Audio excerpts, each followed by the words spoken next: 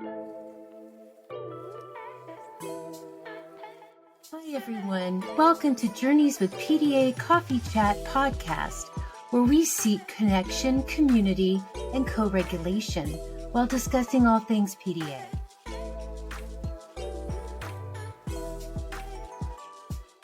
Hello, and welcome to Journeys with PDA Coffee Chat podcast. I'm Heather.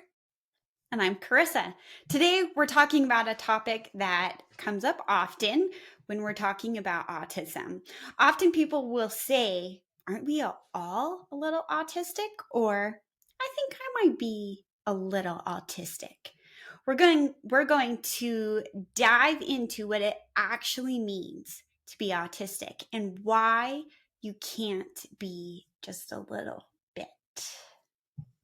Would that be just like you can't be just a little bit pregnant?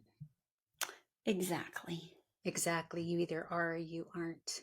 So as a disclaimer, it goes without saying that neither myself or Kerissa or anyone at Journeys with PDA are diagnosticians. We are just a couple of moms with lived experience with having autistic family members and being autistic ourselves. Okay, so first, let's take a look at the actual criteria for being diagnosed as autistic. So we're going to read through. We're going to talk about these points and just really look at what it means to be autistic. And so this is what you would find in the diagnostic manual. So, all right, Heather, point number 1. Yep. So if we are, again, just like Kerissa said, when we are looking at the diagnostic criteria for autism, we need to keep in mind that in this episode, we're really talking about the typical presentation of autism. If you are coming to us and listening to us as members of the pathological demand avoidance community, you know that the many PDAers have an atypical presentation of autism. So we're just going to kind of step out of the PDA realm for just a little bit today and talk about the classic characteristics of typical autism. So if we're looking at the DSM-5, which is the Diagnostic Statistical Manual and the 5th rendition of it, autism is diagnosed when there is a deficit in 3 areas of social communication, and it has to be a persistent deficit in these 3 areas of social communication. The first one would be deficits in social emotional reciprocity, ranging, for example, from like an abnormal speech approach, failure of normal back and forth conversation. Also, there might be a reduced sharing of interests, emotions, or affect. And there may be a failure to initiate or respond to social interactions. So that is kind of like the first global characteristic. Now, I am not diagnosed. This is Heather. I am not diagnosed autistic. I am late diagnosed ADHD. However, I highly suspect I am autistic. And that might sound a little contrary to what we're talking about today when we're saying, well, you can't, you either are autistic or you're not. You might have some characteristics, but it doesn't mean that, that you are autistic. And I realize, that might seem like a contradiction. However, when I look at my experiences and when I look at personally what the DSM-5, lays out, I can pinpoint like almost every single one of these diagnostic criterias and see how it manifests in, all the areas of my life. So when we're Yes. looking at the social emotional reciprocity, how did that come about? How does that characteristic manifest itself with you, Carissa? Um, that can be a little bit of that. I don't follow conversations really well. I have a difficult time understanding the timing, which means I'm either way too quiet and I don't say enough. I'm not giving enough to the conversation, or I'm jumping in, maybe talking over somebody else, and it's just I don't instinctually follow the flow of a conversation. Um, Sometimes I don't follow the concept, and I'm like, I'm not really understanding even what's going on in this conversation. Um, so that's a little bit of my lived experience, which I think a lot of people can struggle with, keeping a conversation, keeping attention, timing. I mean, communication is so difficult. And this is where we get into like, oh yeah, well, that's hard for me too. Well, that doesn't mean you're a little bit autistic. Um, and so, like Heather, you said, you can pinpoint all of these points. So Right. being autistic means you're going to have a deficit in every single one of these. Where if you're not autistic, you might struggle in one area, but then you're going to not in these other areas. Right. It's not going to Um, be pervasive across, all the environments for you. And exactly. right. And um, Carissa, we failed to mention at the onset that you are diagnosed autistic. Oh, yes, yeah, that's correct. I did have kind of the opportunity to be able to go through like a full assessment, and so I did it with a clinical psychologist and was able to um, have that diagnosis, which I understand that can be really difficult, and not everyone has access to that, which is why the autistic community does respect someone who is going to self-identify Mhm. as being autistic, because they can't, whatever blocks there are, they don't have the resources to have that diagnosis.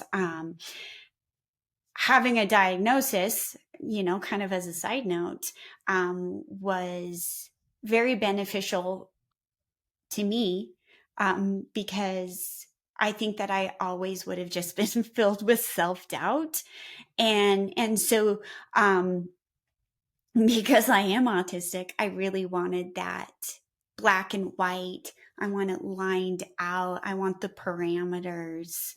And that was really beneficial to me. And it was also really helpful in going, okay, this is how my brain works. I'm not broken. I'm not a weirdo. My brain works different.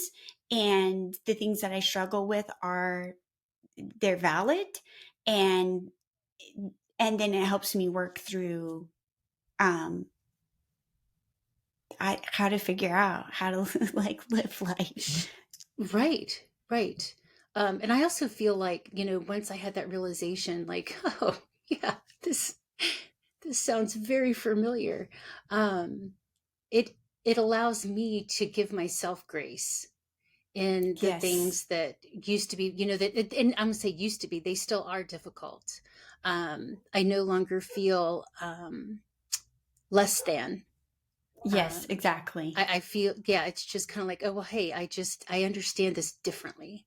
I have, a different take. Or, I'm not, and it also gives me the freedom to let people know more freely, like people who I don't necessarily have relationships with, to just go, I'm pretty sure I'm autistic. Sometimes I don't connect the dots. Sometimes I misunderstand things. If you catch me, or if I'm seem to be going down a road in this conversation that's not quite where it should be going, please, let me know. And then I'm like, oh, okay, because I don't pick up on subtle hints. I don't pick up on, Yes. yeah, it's, yeah. And if people There's like try to beat around the bush, if oh yeah. people, when it's just so, and it takes so much energy. It takes so much energy to try and decode what neurotypical people just have. They had the playbook. They have the playbook, and it's like we're It still trying to figure out cipher, and it's like we have these decoder rings, and it just takes so much more energy. So another characteristic that the DSM-5 looks at in to diagnose autism is deficits in nonverbal communication that are used for social interaction. For example, poorly integrated and verbal and nonverbal communication, to abnormalities in eye contact. There's that eye contact. it's a So big one. important. So It's like the, important. oh, It's the yeah. key to Um, life. it's the key to, that's right. We can't be human beings if we're not making eye contact at people, right? Sorry for those of you that have a difficult time picking up on sarcasm, which I understand. That was sarcasm. Um, so abnormalities in eye contact and body language, or even deficits in understanding and the use of gestures, um, to a total lack of facial expressions, or any kind of nonverbal communication. um, I know, like a real life example from my life is I have a very, very difficult time looking people in the eyes.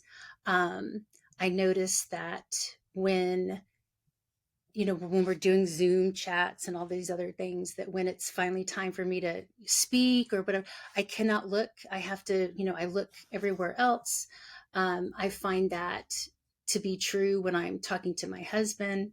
Because, and then again, with, I talked about so much energy in the first point with trying to decode neurotypical language, that verbal communication. It's the same thing with the eye contact. It takes so much energy to like, how long do I look? Is this too long? Am I staring? Do I look away now? Do it now? If I look away, how long do I look away? And then on top of, so now we've got, trying to interpret and put forth neurotypical body language on top of trying to decode neurotypical spoken language. That's another whole layer of just energy that is just so exhausting. It's really, it's tough. It's tough. The point about eye contact is Mhm. it's so interesting because there is such this huge emphasis put on um, eye contact, and we hear so often, um, well, your child can't be autistic because they make too much eye contact. And that actually was a huge block in my son's diagnosis. And we know with PDAs tend to make eye contact. My son has a atypical autism diagnosis. He's not PDA, but that presentation is different, and so he can make more eye contact. Um, and I really think that he makes more eye contact because communication is so difficult that it's not that he's making eye contact, but it's more that he is staring you down because he's desperately trying to read you and read the signals. And then it's like, oh no, he makes too much eye contact. Well, he's desperately trying to decode what's going on. Mhm. Now, with myself, I find eye contact can be really difficult when I'm speaking. So if I'm listening, I can look at you and listen, and I'm going to be reading your body language. Mhm. I'm reading your facial expressions, um, and the difficulty is when I'm speaking, I can't make eye contact as often because I need to be able to look away because I'm running, my mind is like a file cabinet.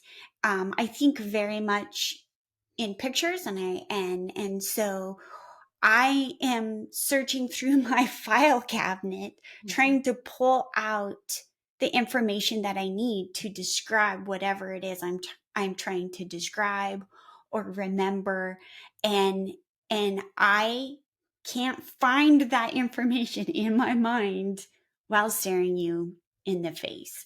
And Mhm. so that's why when you're speaking with an autistic person, you're going to see them need to look away in order to concentrate and put together their thoughts. However, I have learned eye contact is expected, it's required, it's demanded, and so I part of my masking is I have trained myself to make eye contact and to look at you, and it was part of my being diagnosed has actually relieved that pressure, and I now have relieved and released myself from that requirement for that social requirement. Mhm. um, Use of gestures is really interesting because I don't know why, but like people love the fist bump and they love high fives. And I see this more often with my son where somebody will be like, "Oh, cool." And they'll put their hand up and he's just like, what are you doing?" And he'll and I can see it in him, and he's like, why would I want to touch my hand to your hand? Like, it's absurd. And like people always wanted to do like, hey buddy, and they like put their fist up, and he'll just look at them like, why would I do such a thing? And because I have such a, emphasis on authentic, positive autistic identity.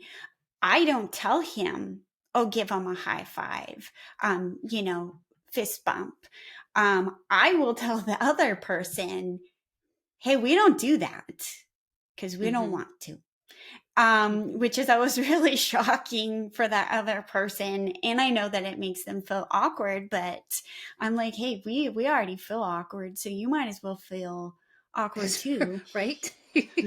And then also, like, next time you see us, don't try to make us fist bump you because we're not gonna.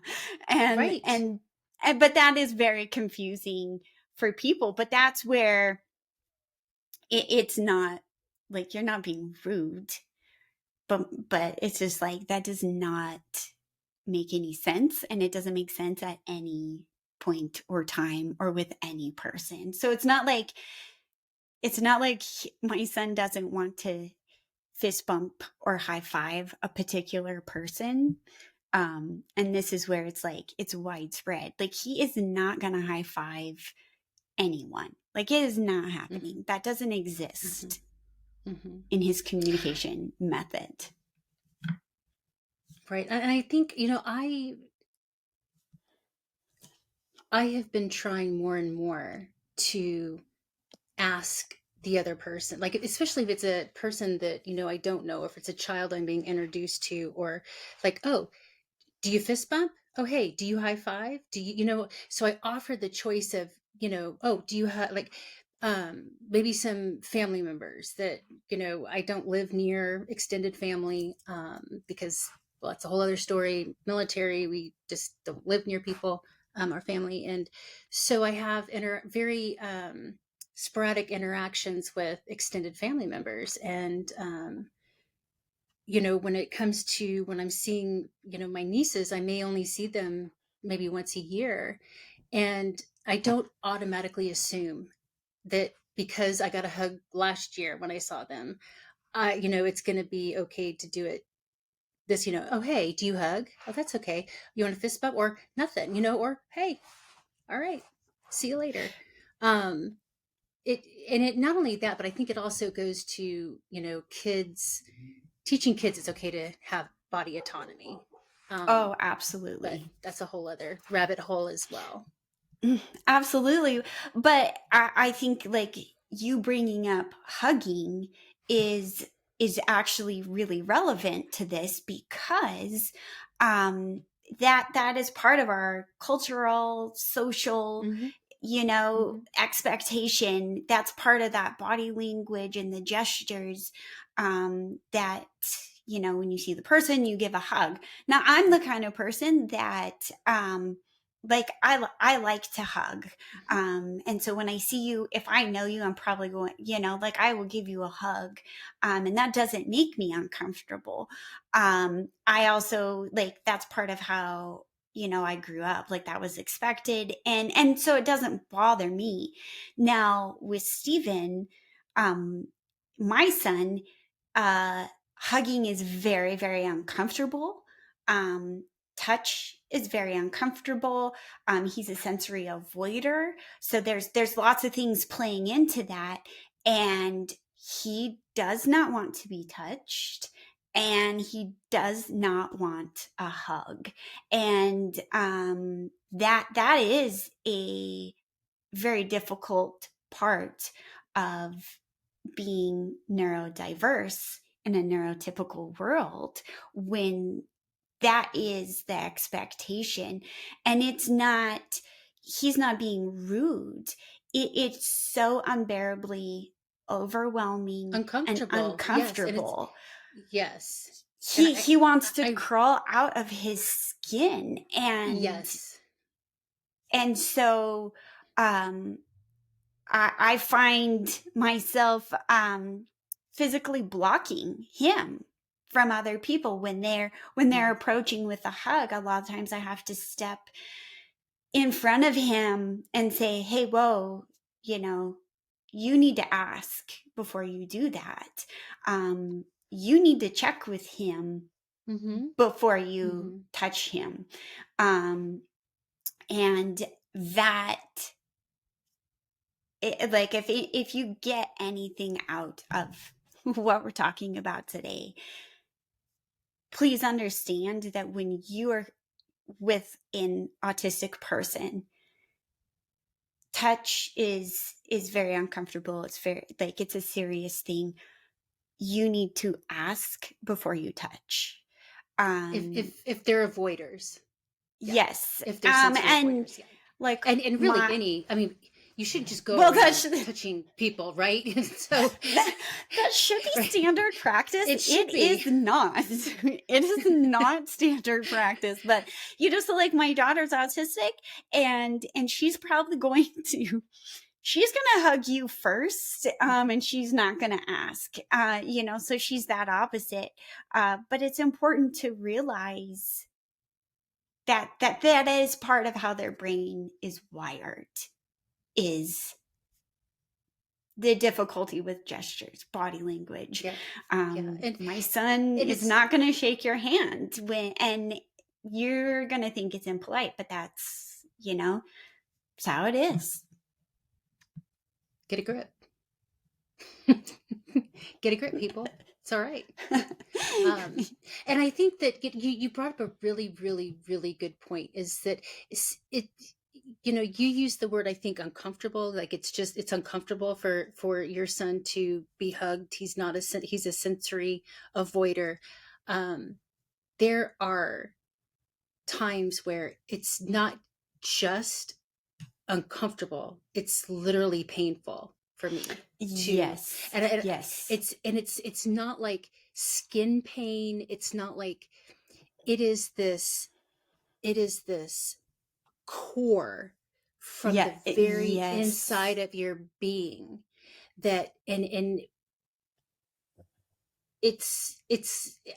unless you've experienced, it's just, you can't unless somebody has experienced that, you can't explain it to people who haven't experienced that kind of thing. It's just it, this core uncomfortableness and pain, and like you said, skin crawl. I mean, it's like you have a zillion fire ants under your skin, and you can't you just can't get away from it. Y- Yes. That is Yeah. a And very it accurate description. right, and it goes to, what kind of tolerance that autistic person has on that given day. A hug might be Absolutely. okay. A hug might be okay on Monday. It may not be okay on Tuesday. And, it just accepting that and understanding that it's not a rejection. It's just the way our neurobiology and our nervous system, that's just the way we are. It's just the way we are. Yes.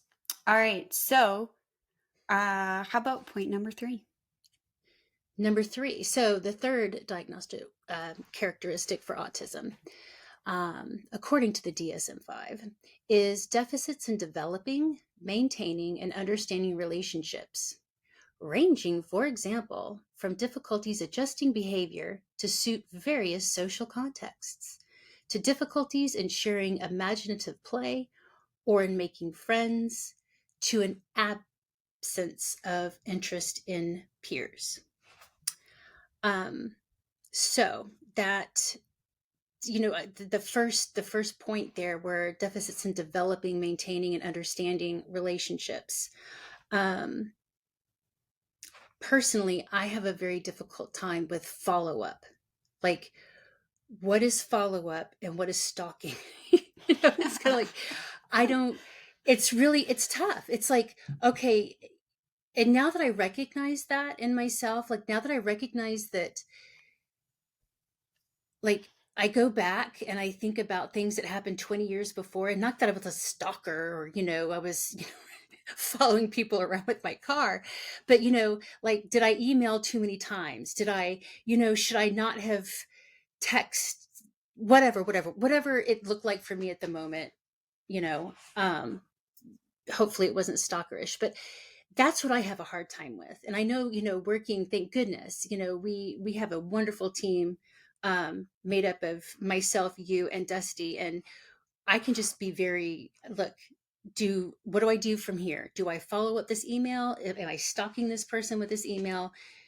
Tell me, I need to know what the social parameters are here. So that's really, really helpful. Well, and it is about not understanding kind of the social expectations. What are those parameters? Um, that can be really difficult. I think also, on the other side, like, you probably should text, but you don't.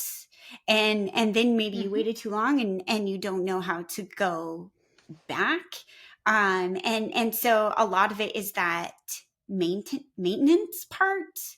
It Hmm. is hard to figure out, and um, it has to do with that back and forth kind of Hmm. relationship, that give and take, which just doesn't come natural, because I don't know, those brain wires are different, and so you don't have the back and forth, and so it's hard to maintain friendships and to have them. And I think about when I was in grade school, it was really, really difficult for me to keep friends. Mhm. And one of the big things, though, that comes into play for maintaining a friendship is being able to keep appropriate interest in someone else. And so when you're autistic, you have your special interests and you get hyper focused. And when somebody's not really involved in that interest, you sort of just don't have an interest in them. Um, and so that can be difficult, but also when you're talking with somebody, you tend to only want to talk about what you're interested in. And because you don't read body language or facial expressions, then you're going on about something that's so incredibly fascinating and exciting. And you think the whole world thinks it's super cool. And you're not even realizing that this other person is like feeling like they're being tortured because they're, like it's not interesting to them, but also like uh that we call it info dumping, and you just go go go go go go go, and you're not taking a pause and you're not taking a break, and you're not even letting that other person kind of like join the conversation, because you're not having a conversation, you're like giving a lecture. And that makes maintaining a friendship really difficult. My husband calls that, for in our house, he calls it Heather facts. And, because and I can't, I mean, it's like, if I don't do it, it's like an itch that you can't scratch. You just have to get it all out. Um, yeah. So it's Heather facts, or he'll say something like, "Oh, it must be Heather fact o'clock." you know, like, yes, now just, I've got to do this. I've got to tell you about the most mundane thing, but I've got to get it out of me. One of the things that I'll do is I'll say, "Hey, I have a great idea," and my husband is just like, "Mm-mm, mm-mm." Because I'm also doing it like 100 times a day. Like I have a new fantastic idea 100 times a day, and also because I'll get hyper focused. I've already researched, like all of it. And I know everything about, I was like, I even have a plan. And, my husband's like, you can't have, 20 plans for today. Like, slow down. And because I'm always like, I had an idea. I have this idea, but also I'm like bursting to share this idea. And I I have got to tell somebody. And so he gets to hear like a million ideas, and he usually just nods and is like, that sounds great. And I'm the big then picture person in our family, but I have no follow through. Like, I can't organize the steps that it takes to do that. I don't. Um, I'm just the big picture person, and well, and I think that's sometimes why my husband doesn't love my great ideas, because I will have this big idea. I'm like, here it is. This is wow. And I have some facts and research and steps. And he's like, I am not interested in implementing your plan, because he's the one that is going to actually have to do it, because I could put together a plan and I have this like idea, and then he's like, that's pretty abstract and not going to work. And I was like, I think it will. So I'm going to order this. And he's like, not happening. But that's that. I have my topic and I love it. And if I also am not interested in your topic, my brain just won't hold on to it. And That part is tough. Yes. Yes, it is, and it's like, and then it'll be like 3 years later, and then all of a sudden, because it has meaning, and it's not that I didn't care about what the other person was trying to communicate or what they were trying to share. It's just that if it really, it doesn't hold any kind of meaning. But then maybe 3 years later, if the same thing gets brought up and it's relevant to whatever my brain wants to hook onto at that moment, then I can listen, I can absorb, I can understand, I can, I can do it because it has, it's there's a high enough reward in it Yes. Yeah. for my brain to see it and remember it and hold on to it and, you know, be able to um comprehend it. Right, right. So the other thing too is, lack of interest in peers, and this is something that you see more often in elementary age, grade school kids. Is yeah, you have the kid who is so content to just sit over here and do Legos, and they really have no interest in what's going on around them, and they are not initiating interactions with others to engage them into what they're doing. Just they're just totally happy doing this thing by themselves, and they may even um become irritated if interrupted. And that that other thing is, if that other child wants to come and play Legos with them, and then it's like, whoa, you are not actually doing it right, and so therefore I have no interest in you being involved. um and I'm going to probably get up and leave. And that rigid thinking, and that black and white, and like, I'm gonna probably, I want it all lined up, exactly perfect. And if you come in here and you got some wonky lines, I'm just like, I can't put up with you. So I don't have any interest in making it work. I don't have any interest in finding a way to engage you. And so, like my son, he's completely happy to play in his room by Mm-hmm. himself. And Mm-hmm. and he's not seeking social engagements. Um and so, of course, side note, PDA is a whole, that's different situation when it comes to social interactions. But you're just like, let me do my thing. Don't interrupt me. Mm-hmm. Mm-hmm. Absolutely. And I wonder how much of it comes from, again, having all the energy it takes to have that reciprocal relationship with a peer. Yes. It's just kind of like it's already taking so much energy just to exist in a neurotypical world.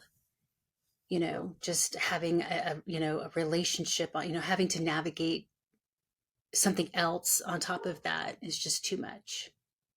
Yeah, yeah, exactly. And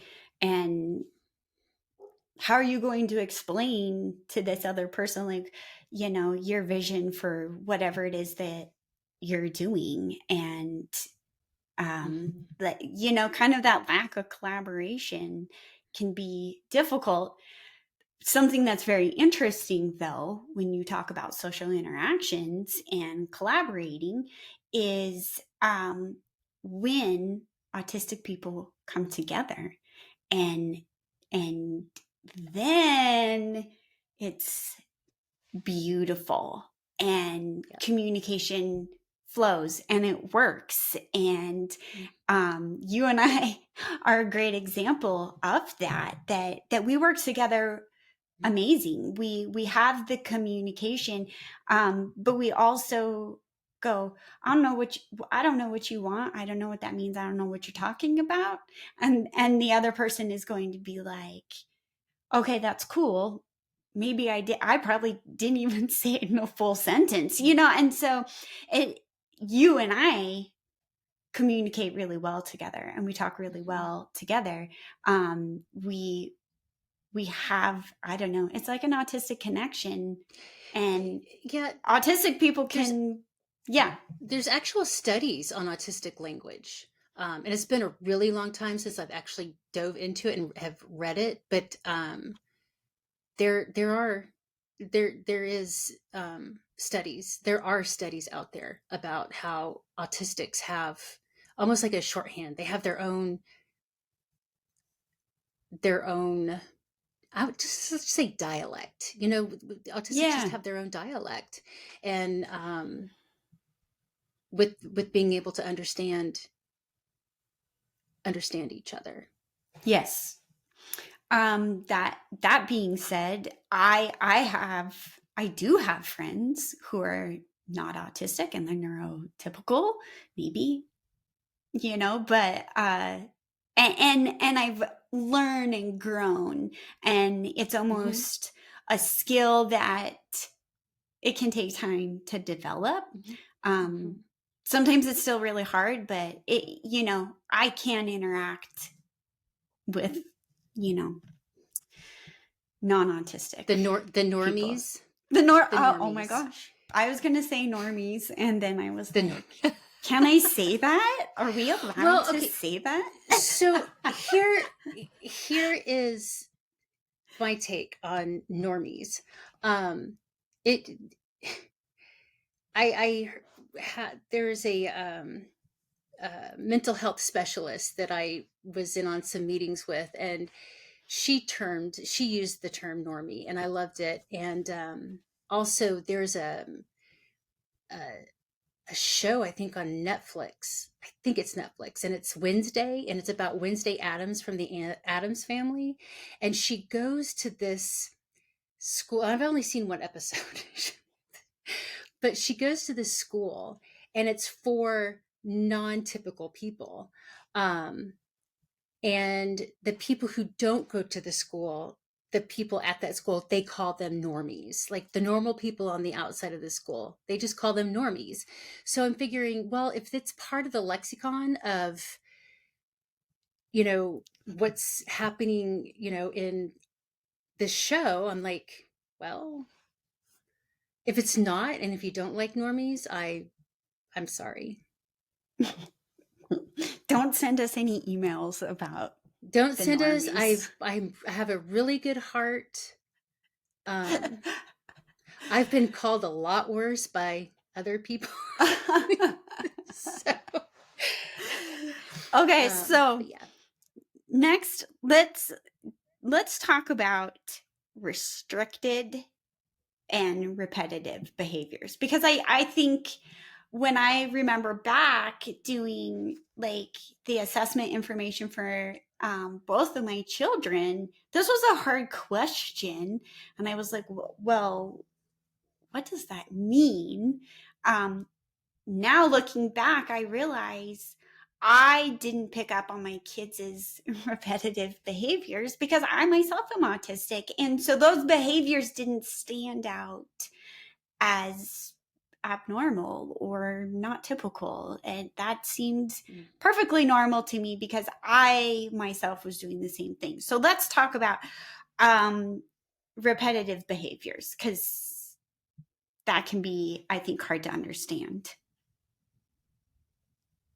I really like your example of your repetitive behavior that you do with your flipping with your, Oh, or is that yes. it your I guess and so it that would be a repetitive behavior, and so this is when stimming, which is in stimming. yeah, so stimming comes into repetitive behavior, and Hmm. I can never remember what stimming is actually. It's an abbreviation.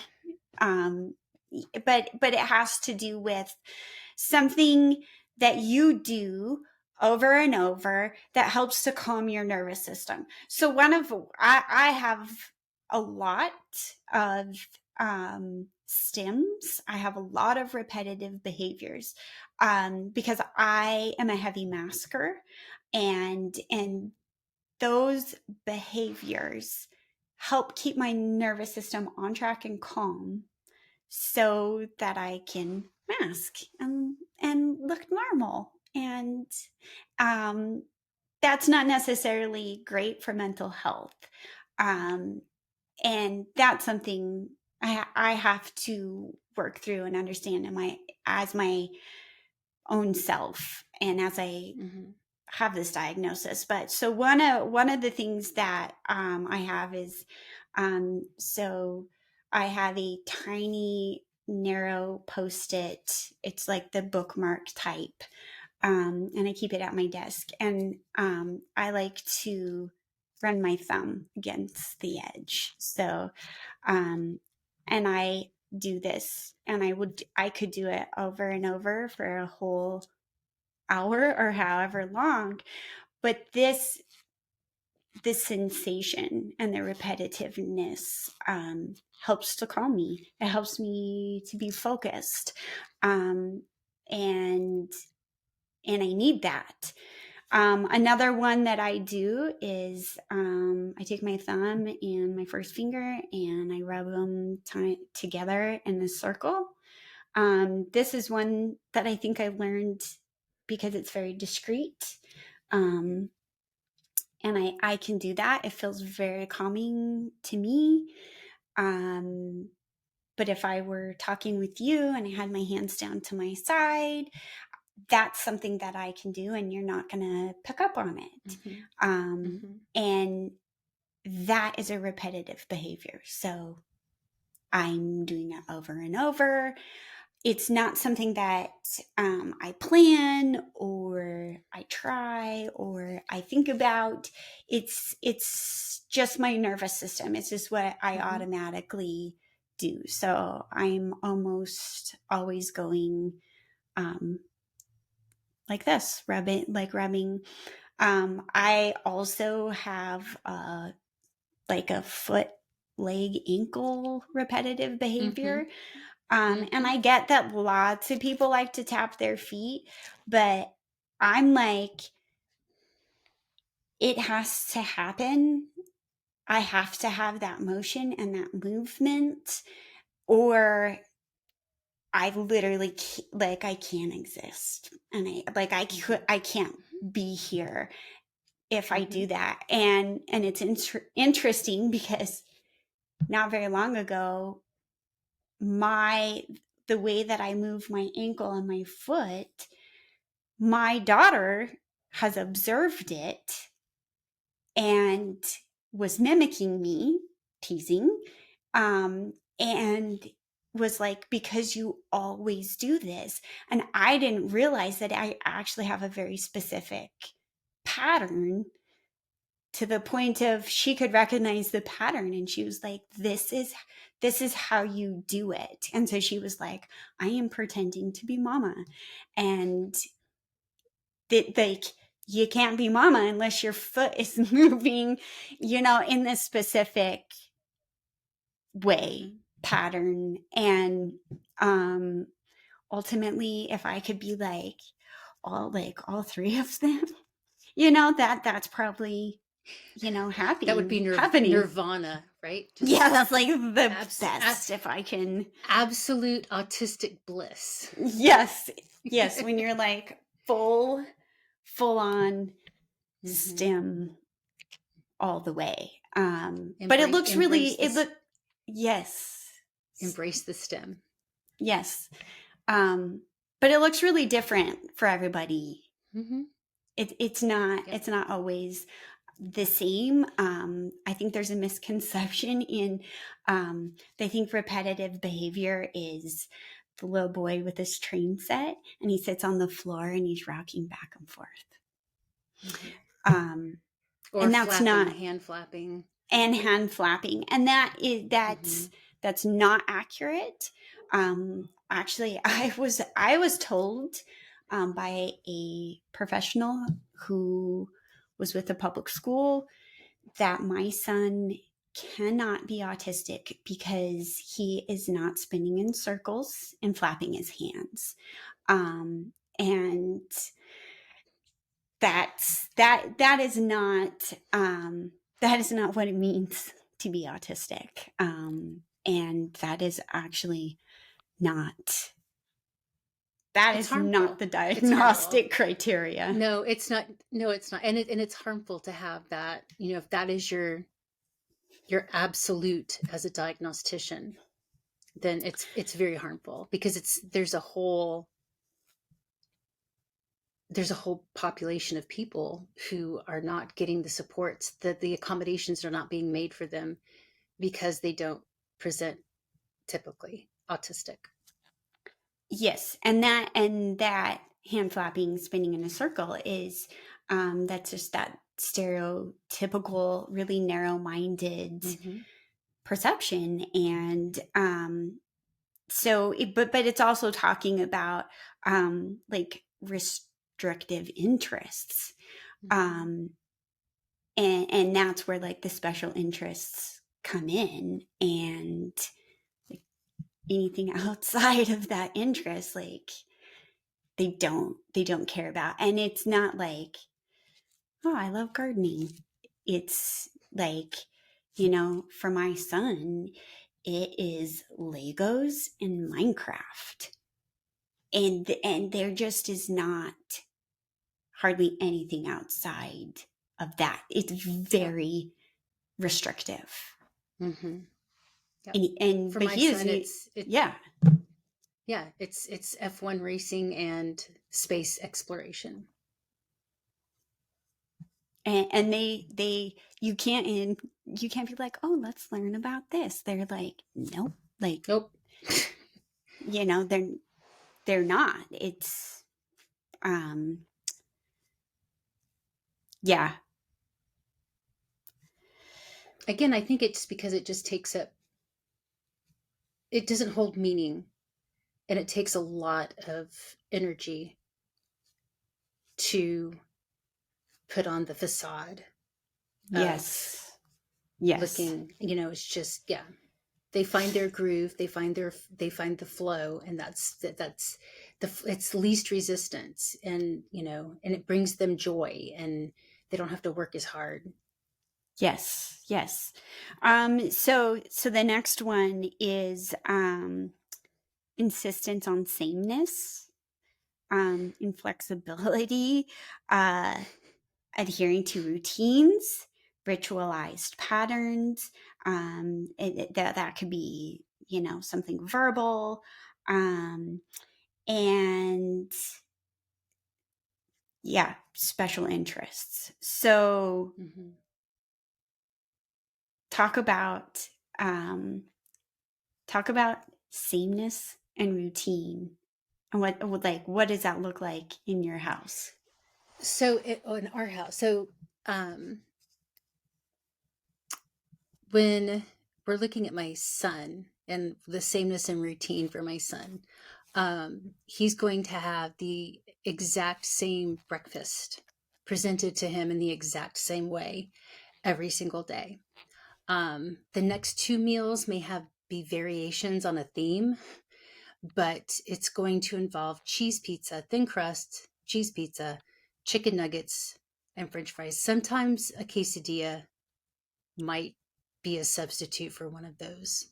Um, Sameness, routine. Um, we, my husband and I were talking about this yesterday. It's so funny. Um, I was getting into the passenger side of my car, and my husband was driving, and usually my son is in the passenger side. And I looked down, and there was Skittles on the floor from our last car trip. And I said, "Oh, there's Skittles over here." And then so my husband goes, "I didn't even know my son, I didn't even know he likes Skittles."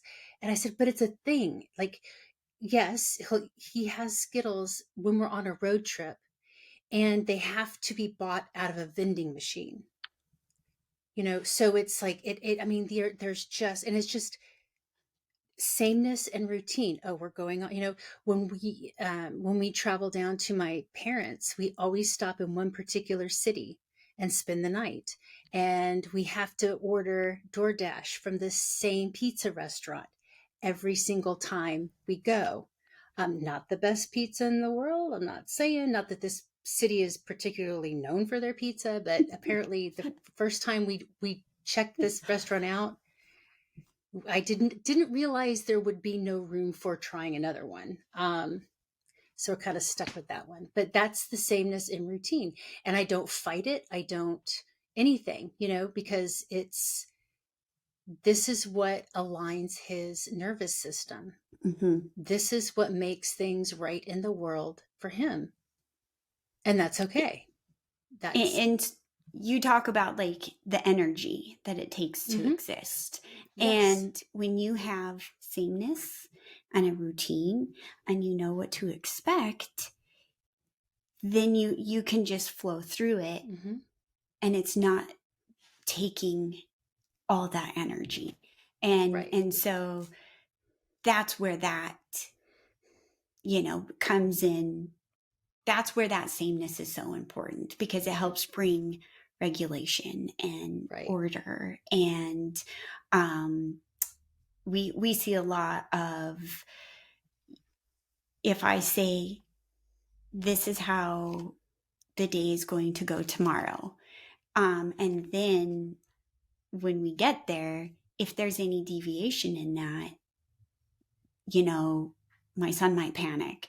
I'm very much on the schedule and on the routine, and will panic um, when something happens and I can't follow within what was set, how it was scheduled, like the order. I'm very much about like there is an order, you know, to everything. And I think that also plays into that struggle with executive functioning. And so if I oh, just have a routine and order that I can always stay with, then it just makes it easier. So I have OCD, which is diagnosed, and that definitely makes that need for structure, order, routine more intense. Um, but that's what helps me stay on track. That's what helps keep my brain organized. hmm Is, and I do want things to be the same. My husband used to, well, he still does. He calls me the queen of just so, because everything has to be just so. Like it has to be just in the right way. And that could be the way things are lined up on the countertop, and I'll be like that cannot go there. And he's like, why? And I was like, because I can't. It's not in the order. hmm And so that I have to have that order. I think that's why you see autistic people line things up. A good line. Like I love it to be like lined up. And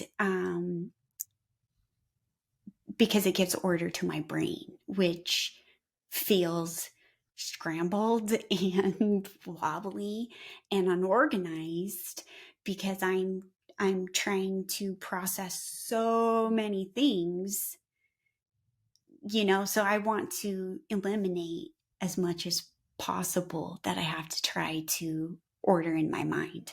So if we hmm just have the schedule and the order and it's lined up, then I can focus on other things. hmm I don't have a full-blown OCD diagnosis. I have a trait, OCD trait diagnosis. Um, and I always say that my ADHD trumps that OCD-ness every single time. So if I want, I want order, I want that, my ADHD and the executive functioning problems that come with that. Nope. Like it just, it's there, there's going to be a fight, and the ADHD is always coming out on top. Always. So we have talked a little bit about sensory and Hmm. sensory processing. That's a huge part of being autistic. And everybody might feel like they don't like loud, or, you know, everyone's going to think a wool sweater is itchy. That that is not like that is not what we're talking about as far as sensory processing difficulties. Hmm. So you could be sensory avoider. I'm a huge sensory avoider, but you can also be a major sensory seeker. My daughter is a huge sensory seeker, which sometimes really brings a conflict with us. So, what is your sensory, like, how does that play into your life? Well, for me, am I don't mind touch. I don't mind. I just can't have a lot of it all at one time. I can't have it for extended periods of time. So, like when my son was a baby, he was so high needs, and I could not put him down, like at all. I could not put this child down. Otherwise, if I tried to put him down for any reason whatsoever, it was just hours and hours and hours after, of picking him back up, of getting him calm again. Um, and so by the time I was done, like by the end of the day, I was all touched out and I could Mm-hmm. not be touched any more. Like I cannot be touched. Um, then I have like auditory um, issues. I can't have things really loud unless it's something that is giving me the dopamine hits. Mm. And then I have to have it loud, which is very contradictory. And my husband cannot, bless his heart, he should get an award. He doesn't, he's like, that's really loud. And then I'll tell him that whatever he's watching, that's really loud. Can you turn that down? And it's like, we play this constant game, but I think it's the dopamine hits for me, but then it's also the sensory issue of hearing somebody else's whatever. Um, even to the point where like I finally figured out I can enjoy a movie, like at a movie theater, is if I take earplugs with me. If I take earplugs with me, I'm fine. I can sit there. It doesn't hurt to go to a movie. Um, those are my two biggies. And I do have food issues, sensory issues. There's some things that I absolutely cannot, like, remotely, no. Um no. So those are mine. Those are the biggies for me. What about for you? Well, I am a huge sensory avoider, and I like lights, um, any kind of sounds, motion around me. And what happens is my brain can't process all the sensory input, and it will essentially just completely scramble my mind. I Hmm. can't concentrate. I lose like all executive functioning. Like temperature, um, any kind of material, um, like classic tags. So things touching my skin, wind, like, do absolutely do not roll the windows down in the car. Like I will just it's like we talked about, it's that to my core Yes. excruciating. Hmm. So I really, really struggle with going to Costco. I don't like the lights. The lights make sounds in there. The shelves are really high, and so I lose a sense of like where I'm at in space and time. It's crowded. The baskets are really big and hard to maneuver. Um, and it's crowded and there's lots of people around, and then like there's sounds, and then like if you want to get lettuce you have to go in that weird cold room, and then like and I'm like, I am gonna have a heart attack trying to get through like the lettuce room. And so and then like you add on top of it, like I might have my children with me, and then my daughter is talking nonstop and she's telling me stories and ideas and she's doing her info dumping, and I am so sensory overwhelmed that I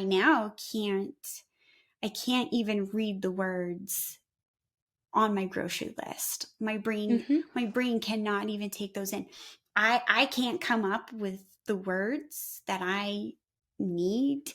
And then I am so incredibly exhausted by the time that I get home that I literally cannot function at all. I have to lay down and sleep.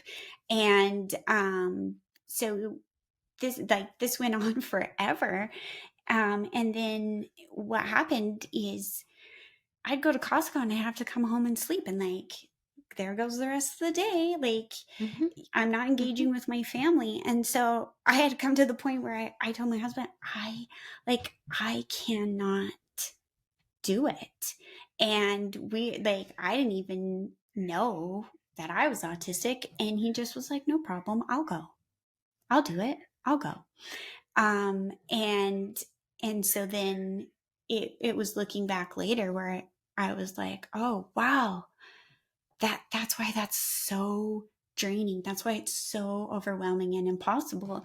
And so I know that a grocery store, especially Costco, is too much sensory overload. And so I ordered groceries from the Safeway grocery app, and I pull in the parking lot and they load them into the back of my car. And that is something I need to survive. That helps Yeah. me function better in the world. And it's Hmm. preserving my brain power. It's preserving Hmm. my sensory nerves. And I'm also like big on touch. It has to be the right kind of touch. Mostly I hate being bumped or like jostled. I, I'm like, if you bump me twice, I'm gonna have a heart attack. Like, if we're in a restaurant and like my chair is like facing where people are going by, and if I get bumped, my husband will be like, do you need to switch seats? And I'm just like, yeah, because I like, if I'm bumped one more time, like my heart is going to explode. Like my inner core is just like, I can't. And yeah, so ugh, to be bumped, See, I jostled, get it. I get poked. it. I'm having secondary, I know exactly the feeling Your you're skin's feeling. Like, crawling as I. I'm like, I can't handle, this is so bizarre. I can't handle the shower curtain touching me if I'm in the shower. Oh, Like, I can't, absolutely not. I, I mean, oh, it's horrible. It's just, and then we have one of those like shower stalls in the back bathroom. We have like a tub that's separate from the shower stall. And the shower stall, I might accidentally touch the side or something. Like I might actually come in contact with the walls of the shower. And that I can't, I absolutely cannot shower in that bathroom. It's gotta be one with a standard size tub, as long as the curtain doesn't touch me, because that's like that will ruin a good shower faster than the water going cold. I mean, like, yeah. And so like if you take that and you translate it into an autistic child, who can't verbalize, they can't even recognize why that shower is icky. They're not going to be like the shower curtain, like they they just know that it's icky and it's uncomfortable and they can't do it. And so then you have this child who can't, won't shower. And Hmm. you're like, how do I make my kid shower? Well, the shower curtain is probably, like what is this sensory Hmm. ramifications of that Hmm. shower? And it Yep. could be too much. And that plays a huge part in those day-to-day challenges. Hmm. And that's where you see the autistic burnout. That's where you see autistic meltdowns, because their nervous system is so overwhelmed. And especially with children, they just don't have it within them to be able to explain that or talk about that. And that's why we're doing what we're doing, so Hmm. we can say, hey, from our experience, this is why showering is hard. This is why your kid freaks out every time you get home from the store. Their brain is fried, they're It's, hmm. overload. And that's important to understand. So Hmm. let's see. Um we've kind of gone through, I guess, Hmm. the bulk of this. And so the important part to understand is, if you are autistic, you're going to hit somewhere, somehow, in every category. Um, so right now, if you're saying like, well, I hate when the shower curtain touches me, and I think Costco is loud, well, that's true. You probably do feel that way, but you don't get to be just you don't get to pick out certain points and just be a A little little autistic. autistic. It's not picking and choosing, and you're just a little bit. You To be autistic, you're going to hit in every single category. And the hard part about this, and I think it's hard for people to really take in and understand, is it's a neurodevelopmental disability. Hmm. You are not able to access the world around you like others. And when we hear people say, oh, I might be a little autistic because I hate the shower curtain and tags on my underwear, you're minimizing the challenges that I go through, and you're Hmm. minimizing the challenges that my son and my daughter are going through and experiencing. And when you minimize those challenges and you try to say, well, everybody is like that, it makes it difficult for me to get support and accommodations for them, because Hmm. what they're experiencing is And for not. and for ourselves, right? Yes. Right. Yeah. Absolutely. Yeah. And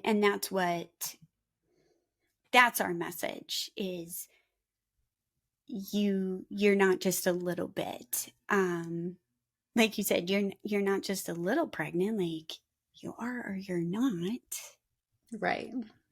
you know. Right. You can be different stages of pregnancy. You can be, just like there's different, it's a spec. Yeah. Yeah, yeah. And these challenges can present different in Mhm. different people, and it can look different. And I would say, if you're listening and you go, well, every single one of those things hits for me, and like, well, all those fit. Well, I'm not diagnosing you, but you might Mm. really want to look closer. And it's not that I am not autistic. It's, you probably are autistic, Right. and you don't Right. realize it if you're going to identify so closely with all of these characteristics. Right. Absolutely. Perfect. Couldn't have said it better myself. um So, if you would like to find out more about, we talked a lot about autism today. Our focus is the pathological demand avoidance profile of autism. If you'd like to know more about that, you can check out our website at journeyswithpda.com. You can find us on Facebook. We have an Insta, and you can also email us at journeyswithpda@gmail.com. yes.